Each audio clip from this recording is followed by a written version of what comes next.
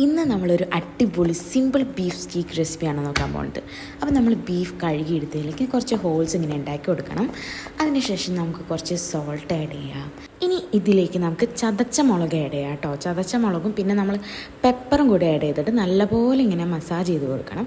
ഈ same marination അപ്പുറത്തെ സൈഡിൽ നമ്മൾ നല്ലപോലെ അപ്ലൈ ചെയ്യാം. പിന്നെ ഇതിലേക്ക് കുറച്ച് നമ്മൾ ഓയിലും കൂടി ആഡ് ചെയ്തതിന് ശേഷം ഒരു അരമണിക്കൂർ ഇത് സെറ്റാവാൻ മാറ്റി വയ്ക്കാം. പിന്നെ ഗാർലിക്ക്, പൊട്ടാറ്റോസൊക്കെ നമുക്ക് ചെറിയ കഷ്ണങ്ങളായിട്ട് കട്ട് ചെയ്ത് വയ്ക്കാം. ഇനി അടുപ്പ് കത്തിച്ച് ഒരു പാൻ വെച്ച് അതിലേക്ക് കുറച്ച് ഓയിൽ ആഡ് ചെയ്യുക. ഇവിടെ ഞാൻ കുറച്ച് അധികം ഓയിൽ എടുത്തിട്ടുണ്ട് നമുക്ക്, കാരണം പൊട്ടാറ്റോസും കൂടി നമ്മൾ ഫ്രൈ ചെയ്തെടുക്കണം. അത് കാരണം കുറച്ച് അധികം എടുത്തിട്ടുണ്ട്. ഇനി ബീഫും പൊട്ടാറ്റോസൊക്കെ ആഡ് ചെയ്തിട്ട് നല്ലപോലെ ഫ്രൈ ചെയ്തെടുക്കാം. പിന്നെ അതൊന്ന് മറിച്ചിട്ടതിന് ശേഷം നമുക്ക് ഫ്രൈ ആയിട്ടുള്ള പൊട്ടാറ്റോസൊക്കെ ഒരു പ്ലേറ്റിലേക്ക് മാറ്റി വയ്ക്കാം കേട്ടോ.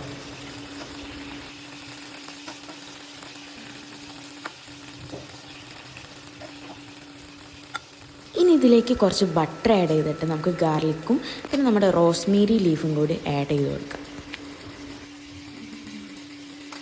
ഇത് നല്ലപോലെ ഈ ബട്ടറിലൊക്കെ കിടന്ന് ഇങ്ങനെ കുക്കായി വരുമ്പോൾ ഈ ഒരു കളറാവേ. ഇനി നമുക്കിതൊരു പ്ലേറ്റിലേക്ക് സെർവ് ചെയ്ത് നമ്മൾ ഫ്രൈ ചെയ്ത പൊട്ടാറ്റോസും കൂടി ആഡ് ചെയ്ത് കഴിക്കാൻ അടിപൊളി ടേസ്റ്റാണ്. ഇതിൻ്റെ ഒപ്പം ബ്രെഡും കൂടി ടോസ്റ്റ് ചെയ്ത് കഴിക്കാൻ അടിപൊളിയാണ്. നിങ്ങൾ അതും കൂടി ഒന്ന് ട്രൈ ചെയ്ത് നോക്കൂ. അപ്പോൾ അടുത്ത വീഡിയോ കാണാവേ. ബൈ.